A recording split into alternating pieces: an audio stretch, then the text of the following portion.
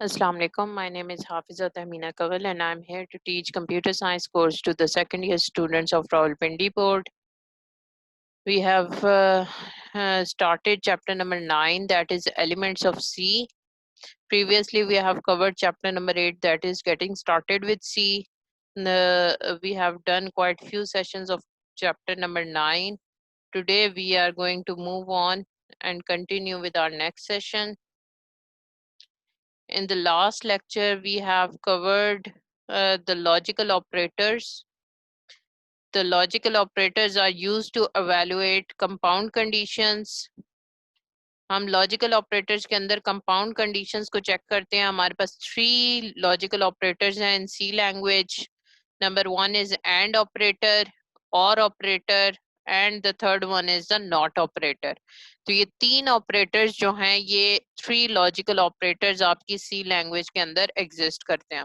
Last time हमने and operator को study किया था. इसमें हमने ये देखा था कि अगर कोई एक कंडीशन भी फॉल्स हो जाती है तो इसका रिजल्ट हमारे पास फॉल्स जनरेट होता है, और जब तक इसकी दोनों कंडीशंस ट्रू नहीं होती तब तक ये ट्रू रिजल्ट जो है वो जनरेट नहीं करता. आज हम स्टार्ट करेंगे और ऑपरेटर को.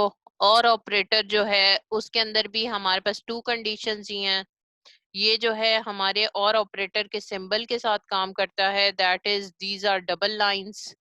ये डबल लाइंस आपके कीबोर्ड के बैकस्लैश सिंबल जो है उसके ऊपर बनी हुई है. तो अगर आप शिफ्ट प्रेस करके तो इसको प्रेस करेंगे तो definitely you can this straight line will be shown on the monitor. तो ये जो है ये आपकी मॉनिटर स्क्रीन के ऊपर प्रिंट हो जाएगी. It is use to evaluate 2 conditions. और ऑपरेटर भी हमारी 2 conditions को evaluate करता है. It gives true result if either condition is true. अगर कोई एक कंडीशन भी ट्रू हो जाएगी तो हमारे पास इसका रिजल्ट ट्रू हो जाएगा. It produces false result if both conditions are false. जब तक हमारी दोनों कंडीशंस फॉल्स नहीं होंगी तब तक ये फॉल्स रिजल्ट जो है वो जनरेट नहीं करेगा. सो इसका फॉल्स रिजल्ट सिर्फ और सिर्फ तब जनरेट होता है जब इसकी बोथ कंडीशंस फॉल्स हो. तो हम अगर इसको भी अगर बाइनरी फॉर्म में देखें यहाँ पे, तो हमारे पास कंडीशन फॉल्स के लिए अगर 0 रिप्रेजेंट कर रहे हैं, ट्रू के लिए 1 कर रहे हैं, तो यहाँ पे हमारे पास 0 0 है. तो फॉल्स फॉल्स का आंसर फॉल्स होता है, जो कि यहाँ पे 0 के साथ शो हुआ है. इसके अलावा 0 1 फॉल्स ट्रू जो है दैट इज 0 1. इसका आंसर ट्रू है दैट इज 1. इसके बाद हमारे पास ट्रू फॉल्स है, तो 1 0 का आंसर भी हमारे पास ट्रू है, तो ये भी यहाँ पे 1 के साथ रिप्रेजेंटेड है. और ट्रू जो है वो और ऑपरेटर के साथ जब आप परफॉर्म करते हैं तो 1 1 का रिजल्ट भी हमारे पास 1 है. अच्छा, और ऑपरेशन हमारे पास जो है वो एडिशन फॉर्मेट में परफॉर्म हो रहा है. एंड ऑपरेशन में हमने ये देखा था कि इसका ये टेबल जो है ये मल्टीप्लिकेशन फॉर्म में होता है कि 0 into 0 is 0, 0 into 1 is 1, 1 into 0 is 0, और 1 इंटू 1 इज 1. तो इस तरह भी हम इस टेबल को याद रख सकते हैं कि एक भी फॉल्स कंडीशन हो तो हमारा आंसर फॉल्स आएगा. और के केस में we don't follow the multiplication condition, we follow the addition condition. कि इसके अंदर 0 प्लस 0 का आंसर 0 ही होता है, 0 प्लस 1 का आंसर 1 होता है, 1 प्लस 0 का आंसर 1 होता है, और 1 प्लस 1 का आंसर भी यहाँ पे 1 ही शो किया हुआ है, क्योंकि बाइनरी नंबर्स में 2 एग्जिस्ट नहीं करता. तो बाइनरी नंबर्स में सिर्फ 0 और 1 ही होते हैं, तो इसलिए इसका आंसर 1 प्लस 1 का आंसर भी यहाँ पे 1 ही शो किया हुआ है. सो ये बताने के लिए है कि अगर हमारे पास एक कंडीशन भी ट्रू हो जाएगी तो हमारे पास जो रिजल्ट आएगा दैट विल बी ट्रू. और जब तक दोनों कंडीशंस फॉल्स या 0 नहीं होंगी तब तक हमारा रिजल्ट 0 या फॉल्स नहीं होगा. इसकी एग्जांपल देखते हैं. Suppose we have 2 variables that is a is equals to 100. ये पहला वेरिएबल है हमारे पास, और दूसरे वेरिएबल की वैल्यू है हमारे पास b इज इक्वल्स टू 50. तो इसकी कंडीशंस को हम चेक करते हैं. कंपाउंड कंडीशन के अंदर a इज ग्रेटर देन 10. ये पहली कंडीशन है हमारे पास. पहली कंडीशन हमने लिख दी a इज ग्रेटर देन 10, और उसके साथ बीच में हमने लगा दिए और ऑपरेटर्स. और ऑपरेटर्स एंड की तरह डबल ऑपरेटर्स यूज होते हैं. और इसके बाद दूसरी कंडीशन है हमारे पास b इज ग्रेटर देन 10। क्योंकि हम कंपाउंड कंडीशंस की बात करें और लॉजिकल ऑपरेटर्स हमेशा कंपाउंड कंडीशंस के साथ ही लगते हैं, मीनिंग एट अ टाइम हम एक से ज्यादा कंडीशन को जो है वो चेक कर रहे हैं। तो पहली कंडीशन हमारे पास है a इज ग्रेटर देन 10, दूसरी कंडीशन है b इज ग्रेटर देन 10, बीच में हमारे पास है और ऑपरेटर। तो a जो है 100 इज ग्रेटर देन 10, b भी 50 इज ग्रेटर देन 10, दोनों ही ट्रू हैं, तो हमारा फाइनल आंसर इस केस में ट्रू हो जाएगा। और it contains two conditions, one condition a is greater then 50। तो हम जो है और ऑपरेशन के अंदर एक ही ऑपरेशन देख लेते हैं, अगर पहला ही ऑपरेशन ट्रू हो गया तो हमें दूसरा देखने की जरूरत ही नहीं है। So the whole compound condition is also true. तो इसका मतलब ये है कि हमारी सारी कंपाउंड कंडीशन जो है वो ट्रू हो गई है। हमने देखा कि a इज ग्रेटर देन 10 है, तो 100 is greater then 10 is true. तो पहली कंडीशन ही जब ट्रू हो गई है तो इसका मतलब इसका फाइनल आंसर ट्रू आएगा। लेकिन अगर हम कंपाउंड कंडीशन देखें कि a इज ग्रेटर देन 500, पहली कंडीशन a की जो है वो 500 से ग्रेटर शो कर रही है, बीच में और ऑपरेटर है हमारे पास, और दूसरी कंडीशन है b इज ग्रेटर देन 500। तो a जो है हमारे पास जो है वो यहाँ पे 100 है, तो 100 is greater than 500, that is false. और b 50 है, 50 is greater than 500, this is also false. तो ये जो है हमारे पास फॉल्स कंडीशंस हैं, क्योंकि ये दोनों की दोनों कंडीशंस हमारे पास फॉल्स हैं। a ग्रेटर देन 500 भी फॉल्स है और b ग्रेटर देन 500 भी फॉल्स है। तो जब दोनों फॉल्स हैं तो इसका मतलब है कि हमारा फाइनल रिजल्ट इसमें फॉल्स आएगा। तो ये हमारे पास और ऑपरेटर की कंडीशंस हैं। इसके बाद हमारे पास आता है not operator. This is the last logical operator. Okay, इसका numbering I have made mistake over it. Logical operators में we have got or operator.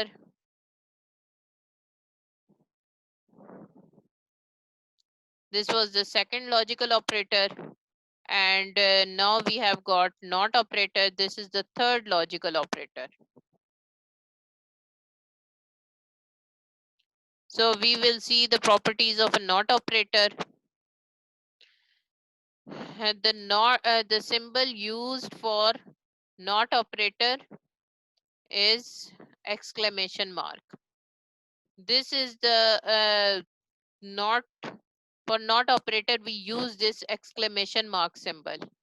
It is present on top of one key. Keyboard के ऊपर हमारे पास number 1 की की होती है, उसके ऊपर ये सिंबल बना हुआ होता है। जब भी आपने इसको अपनी स्क्रीन के ऊपर शो कराना है तो शिफ्ट प्रेस करके, तो 1 को प्रेस करेंगे तो एक्सक्लेमेशन मार्क जो है वो उसके ऊपर शो हो जाएगा। It is used to reverse the result of a condition. ये किसी भी कंडीशन के रिजल्ट को रिवर्स करने के लिए है। It gives true result if the condition is false, and it gives false result if the condition is true. तो हमारे पास कोई भी कंडीशन गिवन है, हमने उसके रिजल्ट को रिवर्स करना है तो हम नॉट ऑपरेटर को लगाएंगे। नॉट ऑपरेटर की कंडीशन में यहाँ पे दो ही कंडीशंस गिवन है। यहाँ पे हम चार कंडीशंस नहीं यूज कर रहे, जैसे यहाँ पे कंडीशन 1 और कंडीशन 2 थी। टू कंडीशंस के साथ जो है हमारे पास 4 पॉसिबिलिटीज थी, क्योंकि यहाँ पे एट अ टाइम हमारे पास दो कंडीशंस चेक हो रही थी। पर नॉट ऑपरेटर में हमारे पास एट अ टाइम सिर्फ सिंगल कंडीशन चेक होती है, तो इसलिए भी हमें चार वैल्यूज लिखने की जरूरत नहीं है। नॉट ऑपरेटर लिख के कंडीशन लिखेंगे, चेक करेंगे, इसके साथ अगर ट्रू है तो हमारा पास रिजल्ट जो है वो फॉल्स हो जाएगा, और अगर हमारे पास फॉल्स कंडीशन है तो ये हमारे रिजल्ट को ट्रू कर देगा। तो ये हमारे पास जो है नॉट ऑपरेटर का काम है कि ट्रू को फॉल्स करना है और फॉल्स को ट्रू करना है। और अगर हम इसको बाइनरी फॉर्म में देखें तो वो उसको क्या कर रहा है, यहाँ पे ट्रू जो है वो 1 के साथ है, अगर 1 है तो ये फॉल्स में इसको 0 कर रहा है,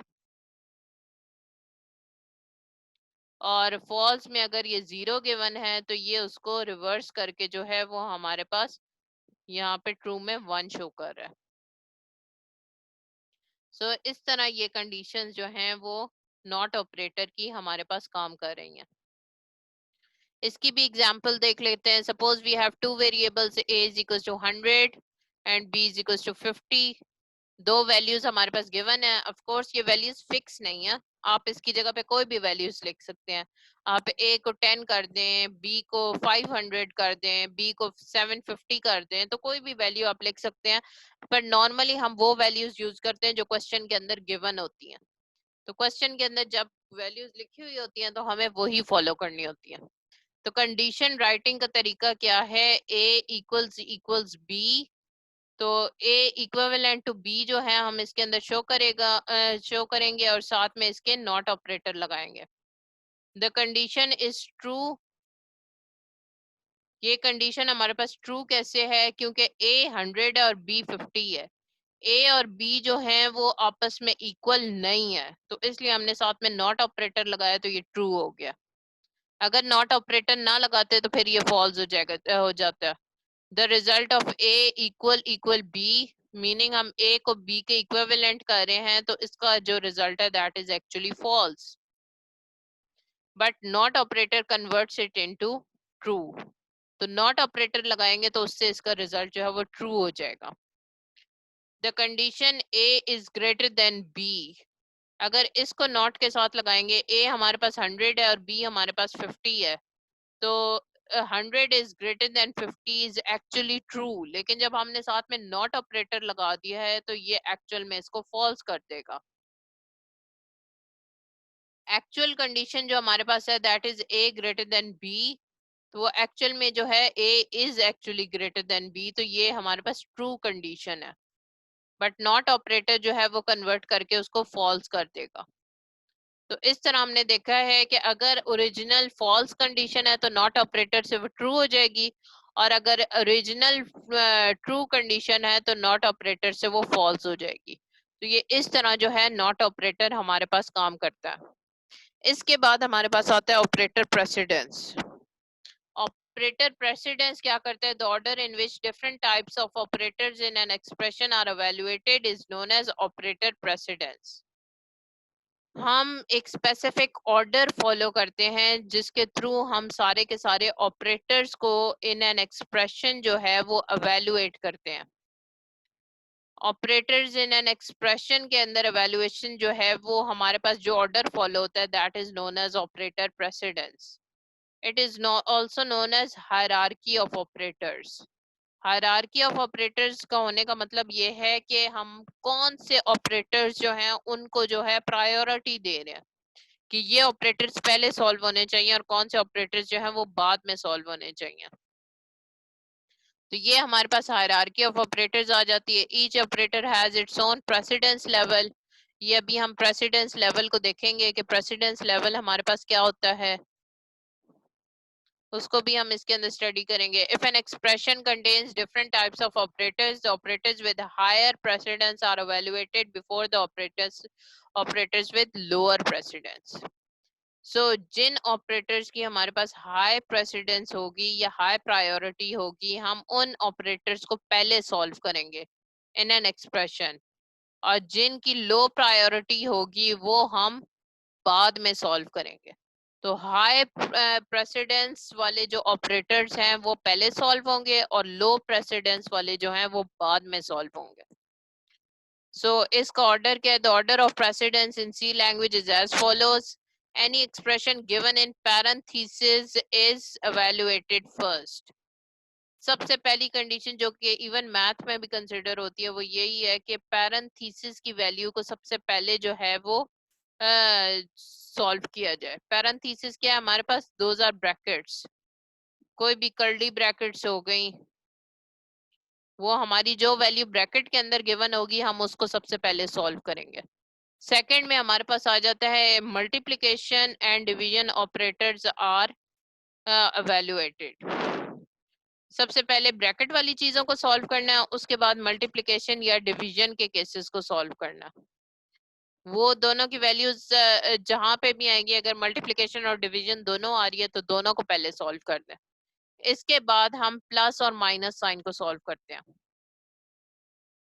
नॉर्मली मैथ के अंदर रूल फॉलो होता है that is DMAS. DMAS rule ये कहता है इसके अंदर हमारे पास होता है डी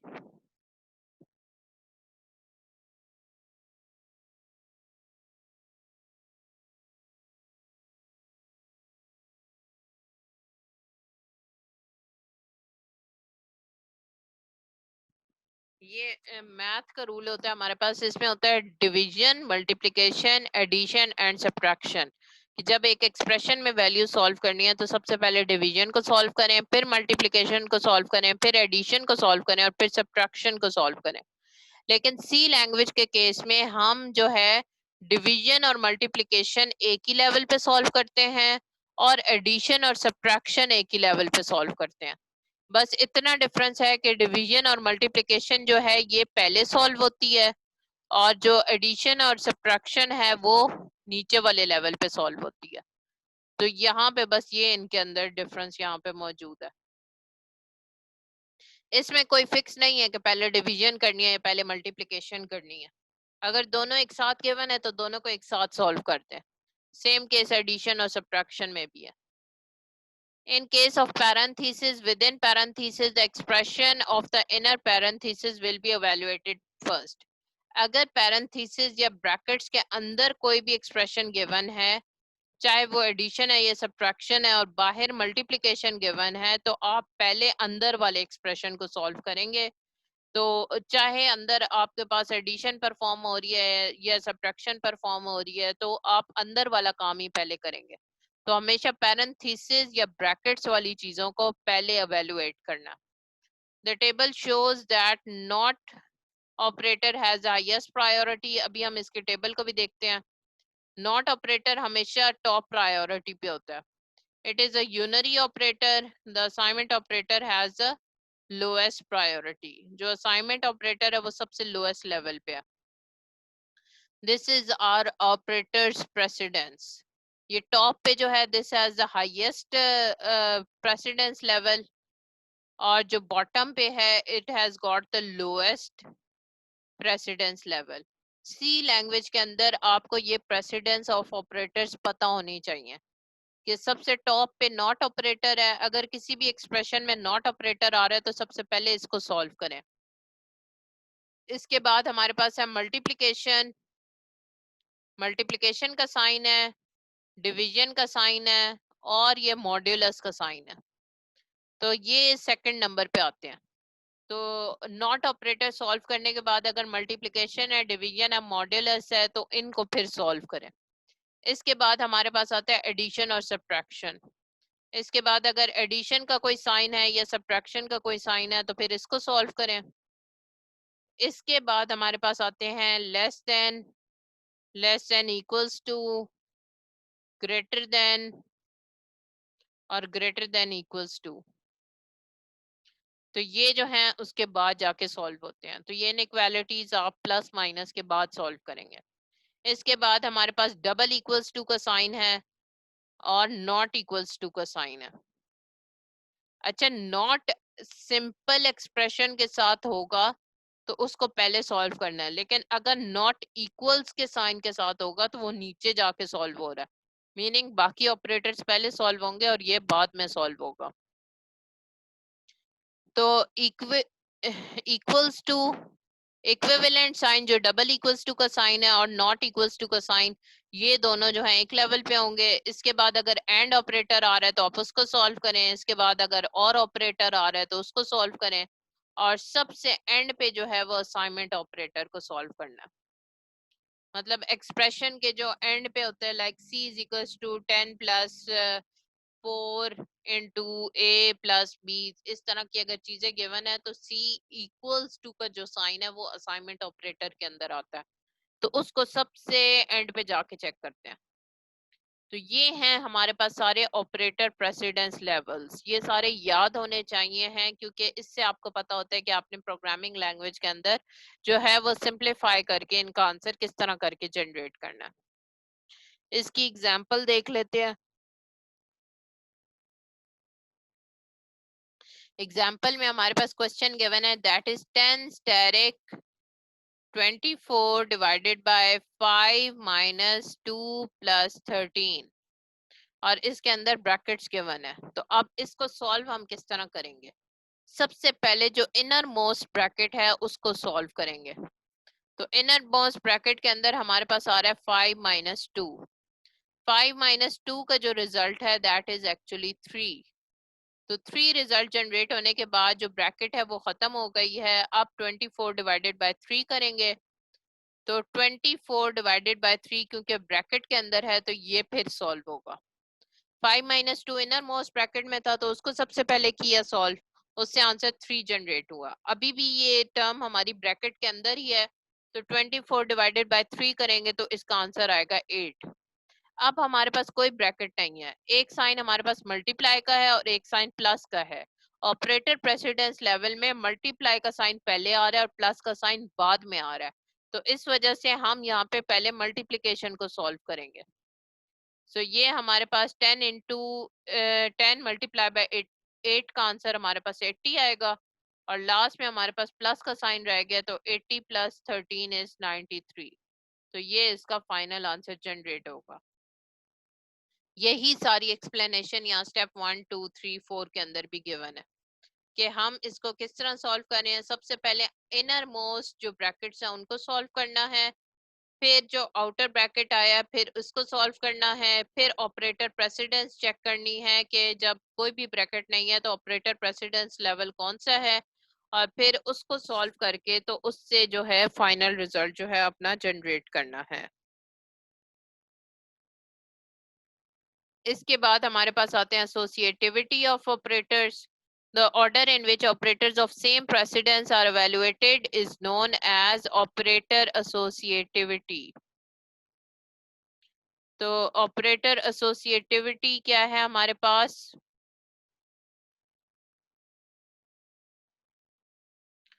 ये शो कर रही है कि हमारे पास the order in which operators of same precedence level are evaluated.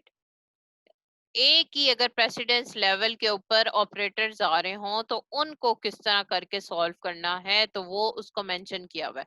क्योंकि जब हम ये टेबल देखते हैं तो एक लेवल के ऊपर मल्टीपल ऑपरेटर्स हैं।